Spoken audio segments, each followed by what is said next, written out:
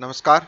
Android programming के next video lecture में मैं ये बताने जा रहा हूँ कि एंड्रॉयड आर्किटेक्चर कैसा होता है और उसके बारे में मतलब मैं इस वीडियो के माध्यम से थोड़ा थियोरेटिकल एस्पेक्ट के बारे में बताया जा रहा हूँ कि एंड्रॉयड प्रोग्रामिंग आखिरी जब हम प्रोग्रामिंग करते हैं तो उसके पीछे जो होता है बिहाइंड द रिसोर्सेस या बिहाइंड द आर्किटेक्चर कैसे होता है, किस तरह से वो सारा काम करता है और हमारे प्रोग्राम को रन करता है। तो एंड्रॉयड ऑपरेटिंग सिस्टम के आर्किटेक्चर को मैं इस पर्टिकुलर वीडियो में आपको एक्सप्लेन करूंगा। आपको ये इजीली समझ में आएगा कि इसका फ्रेमवर्क क्या है, ये किस तरह से काम करता है और इसके डिफरेंट जो लेयर्स होते हैं वो आपस में काम के ओएस के लिए किस तरह से सपोर्ट करता है। तो इस वीडियो को आप लास्ट तक देखिएगा ताकि आपको समझ में आ जाएगा, और वीडियो देखने के बाद अगर आपको पसंद आया तो लाइक ज़रूर कीजिएगा जिससे मुझे मोटिवेशन मिलेगा, और शेयर कीजिएगा और सब्सक्राइब करना नहीं भूलिएगा। तो अगर इससे रिलेटेड कोई भी सवाल है तो आप मुझे मेल कर सकते हैं, मेल आईडी आपको दिखाएगा। तो चलिए दोस्तों स्टार्ट करते हैं। एंड्रॉयड आर्किटेक्चर अगर हम देखते हैं तो बेसिकली एंड्रॉयड आर्किटेक्चर में जो होता है हमारे पास अगर लेयर्स की बात करते हैं जो आपको दिख रहा है, ये लेयर्स 4 लेयर्स होते हैं, 1 2 3 एंड 4। लेकिन इन 4 लेयर्स जो होता है 5 सेक्शन में डिवाइड है। ये पूरा एक सेक्शन है जिसको हम एप्लीकेशन सेक्शन बोलते हैं।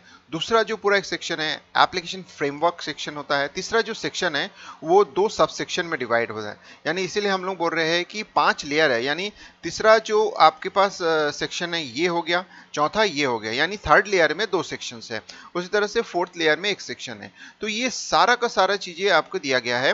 तो इसका मतलब एक कर्नेल जो होता है बहुत अंदर होता है। यानी इसको अगर हम देखना चाहेंगे तो ये टॉप टू बॉटम अगर बात करेंगे, बॉटम का मतलब है इनसाइड द ऑपरेटिंग सिस्टम। तो सबसे इनसाइड जो होता है वो लिनक्स कर्नेल होता है और सबसे ऊपर जो होता है वो एप्लीकेशन होता है। तो ये जो एप्लीकेशन जो लेयर है इससे यूजर कनेक्ट होते हैं, इसी से यूजर जो का कम्युनिकेशन इसी से होता है। हम जो भी ऐप बनाते हैं, यानी इस पर्टिकुलर जो वीडियो लेक्चर सीरीज बनाने का रीजन है कि हम ऐप कैसे डेवलप करेंगे वो इन्हीं पर्टिकुलर एप्लीकेशन लेयर के लिए है। यानी एप्लीकेशन जब हम डेवलप करेंगे तो हम यहाँ पे डेवलप करके यहाँ पे इसको पुट करते हैं। अब वो ऐप जो होता है बाकी इन लेयर से होते हुए अब काम करता है। तो इसका मतलब है इसको जानना तो जरूरी है कि ये ऑपरेटिंग सिस्टम जो होता है किस तरह से काम करता है और हमारा ऐप जो होता है किस तरह से कम्युनिकेट करते हुए पूरे जो फंक्शनैलिटी है वो इजी वे में प्रोवाइड करता है विदाउट एनी एरर। तो इस तरह से हम बोल सकते हैं कि जो एंड्रॉयड आर्किटेक्चर होता है उसके 5 सेक्शन होते हैं और 4 मेन लेयर्स होते हैं। तो 4 मेन लेयर्स में 5 सेक्शन डिवाइड होते हैं। तो वन बाय वन हम देखते हैं कि किस तरह से ये काम करता है। सबसे पहला जो सेक्शन होता है वो लिनक्स कर्नेल का होता है। तो लिनक्स कर्नेल जैसे मैंने बताया कि सबसे बॉटम जो लेयर होता है, सबसे अंदर जो होता है वो लिनक्स कर्नेल होता है। उसका जो वर्जन होता है लिनक्स कर्नेल का वो है 2.6 वर्जन विद अप्रॉक्सीमेटली, जिसमें 115 पैचेस होते हैं, छोटे छोटे छोटे छोटे फंक्शंस होते हैं जो ये पूरे लिनक्स जो कर्नेल है उसको हैंडल करता है। It provide basic system functionality like जैसे प्रोसेस मैनेजमेंट होते हैं, यानी जो हम एप्लीकेशन रन करते हैं तो वो जब रनिंग स्टेट में आता है उसको हम प्रोसेस करते हैं। टेक्निकली इसको प्रोसेस कहा जाता है। तो उसको मैनेज करना, बहुत सारे प्रोसेस अगर हम ओपन करते हैं उसको मैनेज करना। फिर मेमोरी की मैनेजमेंट, अगर हम कोई डेटा रन करने के लिए यूज़ करते हैं तो जो आपका रैम मेमोरी होता है, जो मेन मेमोरी होता है, तो उसको मैनेज करना। फिर जो होता है डिफरेंट डिवाइसेस जब हम उसके साथ अटैच करते हैं अपने स्मार्टफोन में, जैसे आपके पास कैमरा होता है, कीपैड होता है, डिस्प्ले होता है, तो इन सब को मैनेज करना, these are known as a device होता है, तो इनको मैनेज करना, ये सब चीजें होता है कर्नल का होता है। तो कोर पार्ट होता है, इसीलिए बोला जाता है the kernel is also handle also handles all the things that Linux is really good at, such a networking and vast array of device drivers which takes the pain out of the interfacing to peripheral hardware। तो इसको मैं समझाने की कोशिश करता हूँ कि ये जैसे बहुत सारे और भी अदर टाइप के जो एक्टिविटीज है या ऑपरेशन है उसको परफॉर्म करता है। जैसे फॉर एग्जांपल नेटवर्किंग, यानी अगर आपको वाईफाई के साथ जुड़ना है, इंटरनेट के साथ जुड़ना है, अगर आपके डेटा पैक के साथ जुड़ना है, तो ये जो नेटवर्किंग फैसिलिटी है ये प्रोवाइड करता है। साथ ही साथ इसके पास एक कलेक्शंस ऑफ ड्राइवर्स होते हैं जो कि अवेलेबल करवाता है। जैसे ही कोई हार्डवेयर इसके साथ जुड़ता है तो वो इजीली उसके हैंडल करने के लिए अवेलेबल है, यानी प्लग एंड प्ले मेथड पे काम करता है। और इसका मतलब एक डायरेक्टली इनडायरेक्टली आप ये समझ सकते हैं कि कर्नेल जो होता है एक तरीके का एजेंट होता है जो सारा का सारा पेन खुद पे लेता है। बाकी जो यूजर्स होते हैं जैसे हम होते हैं, हम जब इसको इंटरफेस करते हैं या हम जब इससे इंटरेक्ट करते हैं तो हम तक वो जो प्रॉब्लम्स है वो पहुंचने ही ना दे, उससे पहले ये सारा चीजों को कर्नल हैंडल करता है। यानी जितने भी तरीके का हार्डवेयर से रिलेटेड फंक्शनैलिटी होता है, पेन होता है, कॉम्प्लेक्सिटी होता है, वो सारा का सारा कर्नल जो काम करता है। एक तरीके से मान सकते हैं आपके इजी को काम, जैसे आपके काम को इजी करने के लिए आपके डिफरेंट टाइप्स ऑफ एजेंट्स जिसमें आप यूज करते हो हर एक काम को करने के लिए, उसी तरह से ये एक एजेंट की तरह काम करता है, लेकिन ये सेंट्रल एजेंट की तरह काम करता है। तो आ जाते हैं अब नेक्स्ट लेयर में आ जाते हैं। जैसे ही लिनक्स कर्नल की बात करते हैं तो एक चीज़ मैंने पहले भी बताया है कि इससे प्रीवियस वीडियो में भी मैंने बताया कि कर्नल जो होता है वो कोई हार्डवेयर नहीं होता है। Kernel kernel is the software जो पूरे डिवाइसेस को हैंडल करता है, यानी पूरे डिवाइसेस का जो मेन मैनेजमेंट है वो कर्नल संभालता है। बाकी जो चीज़ें होता है कर्नल के बिना काम नहीं कर सकता। बाकी जो कर्नल के साथ इंफॉर्मेशन कलेक्ट करता है और उसके बाद वो करता है। तो यू कैन से दैट कि कर्नल जो होता है central part of the operating system. अब कर्नल के ऊपर जो इंटरफेस होता है, यानी कर्नल के साथ जो इंटरफेस करता है वो जो होता है लाइब्रेरीज होते हैं। तो लाइब्रेरीज में जैसे हमारे पास है open source web browser engine, जो जैसे कि वेब ब्राउजर आप सुने होंगे, तो उसी तरह से एक वेब ब्राउजर होता है, लाइट वेटेड वेब ब्राउजर होता है जिसको हम लोग बोलते हैं वेबकिट, जो कि ब्राउजिंग के यानी सर्च इंजिन को हैंडल करने का काम करता है, यानी सर्च इंजिन की तरह काम करता है ये। उसके बाद कुछ वेल नोन लाइब्रेरीज होते हैं लाइट वेटेड जिसको लिबसी बोलते हैं। उसी तरह से डेटाबेस से रिलेटेड कुछ हमारा इंफॉर्मेशन गैदर करना है या डेटाबेस से रिलेटेड कोई काम करना है तो SQLite करके डेटाबेस होता है, जो कि बहुत सारे जो तो यूजफुल जो होता है एक तरीके से कलेक्शंस ऑफ आपके पास ऑपरेशंस अवेलेबल करवाता है, जिसके थ्रू हम डिफरेंट टाइप ऑफ ऑपरेशन कर सकते हैं। तो ये यूजफुल रिस्पोजिटरी जिसको हम लोग बोल रहे हैं एक तरीके से कोर्स यानी शब्दकोश जैसे होते हैं, उस तरह से ये हमारे पास कलेक्शंस ऑफ ऑपरेशंस प्रोवाइड करता है, जिसके थ्रू हम storage and sharing of application data libraries यानी हमारे डेटा को स्टोर करना और दो एप्लीकेशन के बीच में शेयर करने का काम करता है। उसी तरह से जैसे आप देख सकते हो, मैं एक फॉर सिंपल से एग्जांपल समझाता हूँ शेयरिंग कैसे होती है। जैसे आप OTP डिमांड करते हो, जैसे ही आपके पास एक एप्लीकेशन के थ्रू OTP आता है वो ऑटोमेटिकली जिस एप्लीकेशन से डिमांड हुआ है उसमें ऑटोमेटिकली वो ट्रांसफर हो जाता है और वहां पे OTP आ जाता है, यानी आपको टाइप करने की भी जरूरत नहीं पड़ता, वो OTP उसमें दिखने लगता है। तो इसका मतलब है ये किस तरह से शेयर हो रहा है। आप देख सकते हो आपका इंटरनेट के थ्रू आपका OTP आया और वो टेक्स्ट मैसेज में आया, वो एक एप्लीकेशन है, उस एप्लीकेशन से आपका OTP एक दूसरे एप्लीकेशन जिससे आपने डिमांड किया था वहां ट्रांसफर हो जाता है और वहां जाके आपके जो होता है इंटर भी हो जाता है। तो यानी आपको बिना किसी इंटर किए वो ऑटोमेटिकली उसको डिटेक्ट कर लेता है। इस तरह से जो शेयरिंग होता है वो इसी के माध्यम से होता है। उसके बाद जो होता है नेक्स्ट जो हमारे पास है कि to play and record audio. अगर सपोज कर लो आप ऑडियो एंड वीडियो आप स्टोर करके रखना चाहते हो और उसको प्ले करना चाहते हो बाद में, तो ये सब चीजें होता है डेटाबेस में स्टोर करने के लिए फैसिलिटी होता है। तो ये लाइब्रेरीज होते हैं इसमें जो ये काम करता है। उसी तरह से नेक्स्ट जो लाइब्रेरीज होता है SSL लाइब्रेरीज, वो जो होता है इंटरनेट की सिक्योरिटी को प्रोवाइड करने का काम करता है, यानी हमारे पास जो इंटरनेट फैसिलिटीज होते हैं वो कितना सिक्योर होगा, वर्ल्ड के साथ वो जितना सिक्योरिटी मेंटेन करना है वो चीज़ें जो होता है पर्टिकुलर इस प्रोटोकॉल यानी SSL हम प्रोटोकॉल भी बोल सकते हैं या लाइब्रेरीज यानी रूल्स एंड रेगुलेशन होता है जो ये प्रोवाइड करता है। अब आते हैं एंड्रॉयड रन टाइम इन्वायरमेंट, यानी ये जो होता है थर्ड सेक्शन होता है, यानी सेकेंड लेयर का जो होता है फर्स्ट पार्ट होता है। तो अगर हम बात करते हैं, जैसे मैंने ऑलरेडी पहले बताया था, मैं एक बार आपको दिखा देता हूँ। ये जैसे सेकेंड लेयर है, तो सेकेंड लेयर्स में जो होता है ये आपका हाँ सॉरी थर्ड लेयर है, थर्ड लेयर में ये जो होता है सेकेंड पार्ट होता है एंड्रॉयड इन्वायरमेंट। तो ये जो एनवायरमेंट है यानी जो थर्ड लेयर है उसका सेकेंड पार्ट होता है। तो ये जो एनवायरमेंट है इसमें आपके पास एक छोटा सा इंफॉर्मेशन दिया हुआ है दाल्विक वर्चुअल मशीन। तो ये जो दाल्विक वर्चुअल मशीन होता है ये one kind of Java virtual machine होता है, यानी लाइट वेटेड होता है। अगर आप जावा अच्छे से जानते हैं, क्योंकि मैंने ऑलरेडी बता चुका हूं कि एंड्रॉयड प्रोग्रामिंग के लिए जावा इज इंपॉर्टेंट, तो जैसे आपके पास जो होता है जावा वर्चुअल मशीन के बारे में कंसेप्ट आपको क्लियर है, तो उसी तरीके का एक लाइट वर्जन होता है दाल्विक मशीन, दाल्विक वर्चुअल मशीन होता है, जो कि जो जावा के कोड्स होते हैं उसको इंटरप्रेट यानी उसको एग्जीक्यूट करने के लिए बनाया गया है। तो ये जो होता है specially design and optimize for Android, तो एंड्रॉयड के लिए स्पेशली डिजाइन किया गया है इस तरीके का जावा वर्चुअल मशीन, तो उसका नाम पड़ा है दाल्विक वर्चुअल मशीन। तो डीवीएम इसको बोलते हैं। तो उसी तरह से आप देख सकते हैं कि the DVM makes use of Linux core features like memory management, multi threading, जो कि यानी ये जो मेमोरी मैनेजमेंट है, multi threading is the important concept of Java, यानी जो कि जावा का इंपॉर्टेंट कंसेप्ट है। यानी जब आप जावा पढ़ते हो तो मल्टी थ्रेडिंग तो आप डेफिनेटली इसको स्टडी करते हो, इसको पढ़ते हो, तो ये सब चीजें इसमें इन्वॉल्व होता है।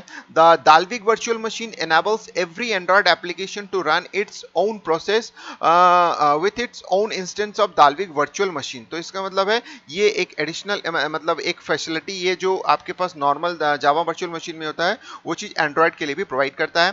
The Android run time also provide a set of core libraries which enables Android application developers to write Android application using standard Java programming language।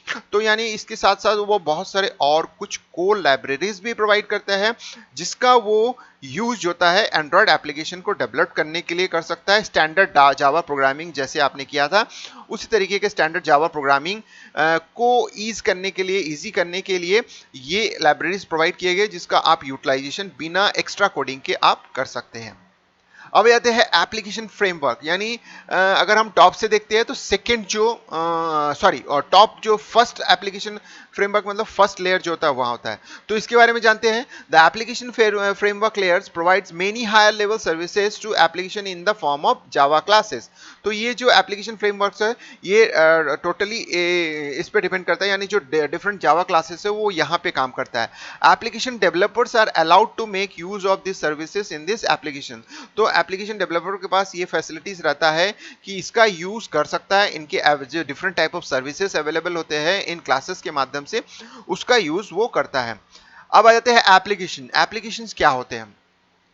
तो you will find all the Android application at the top layer, यानी सब top layer में आप देख सकते हैं कि जो सारे एप्लीकेशन अवेलेबल होते हैं। You will write your own application to be installed on this layer only. इसमें ही आप लिखते हो, यानी आप जो है सिर्फ एप्लीकेशन लेयर में ही कॉन्टेक्ट कर सकते हो। और जैसे कुछ एग्जाम्पल दिया हुआ है जैसे कि बुक है, ब्राउजर है, गेम्स है, कॉन्टेक्ट्स है, ये सब जो है एप्लीकेशन लेयर्स के जो होता है आप बोल सकते हो सॉफ्टवेयर होते हैं जो कि काम करता है।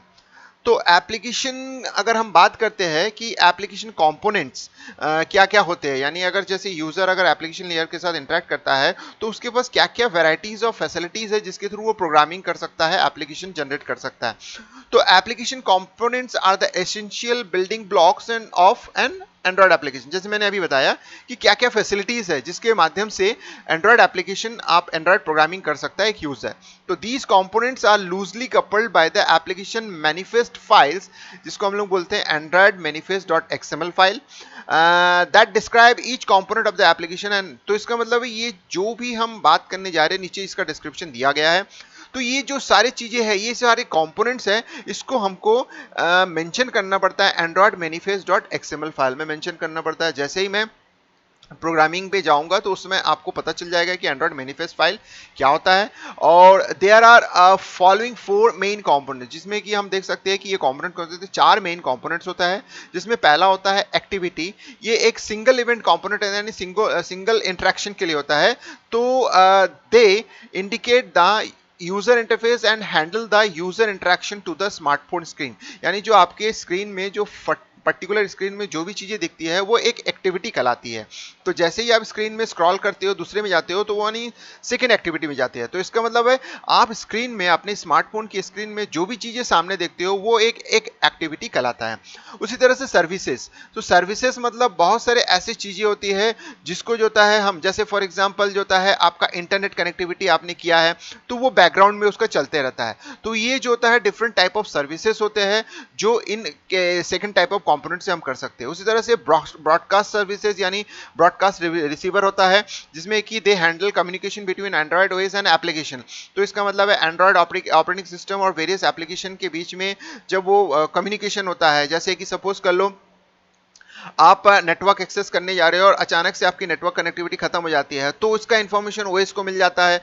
तो ये किस तरह से होता है, एक तरीके से वो ब्रॉडकास्ट होता है। तो ये ऑटोमेटिक डिटेक्शन किस तरह से होता है, ये इसमें आपको मिल जाता है। Content provider they handle data and database management, यानी डेटा और डेटाबेस से रिलेटेड अगर जो भी चीजें अगर आप प्रोग्रामिंग में इन्वॉल्व करते हो, तो फिर you have to be use this content providers, यानी कंटेंट प्रोवाइडर का यूज करके ही आप डेटाबेस की अगर प्लेन करते हो तो इन तीन चीजों की आप यूज करते हो। अगर डेटाबेस से रिलेटेड करना है तो कंटेंट प्रोवाइडर आप यूज करोगे।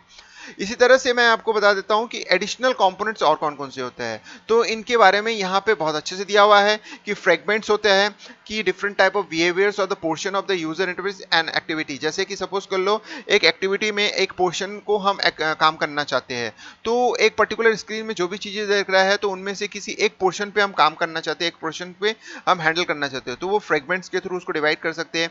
व्यूज आप यूज कर सकते हो, डिफरेंट काइंड ऑफ लेआउट्स भी आप यूज कर सकते हो। फिर उसके बाद जो है इंटेंट का आप अगर यूज करना है तो एक एप्लीकेशन से दूसरे एप्लीकेशन के बीच में हम मैसेज कैसे पास करेंगे, तो वही चीज बताया गया है कि मैसेज वायरिंग कंपोनेंट्स टुगेदर, यानी एक दूसरे एप्लीकेशन के बीच में हम वायरिंग कैसे करेंगे, यानी एक से मैसेज दूसरे पे किस तरह से ट्रांसफर हो सके।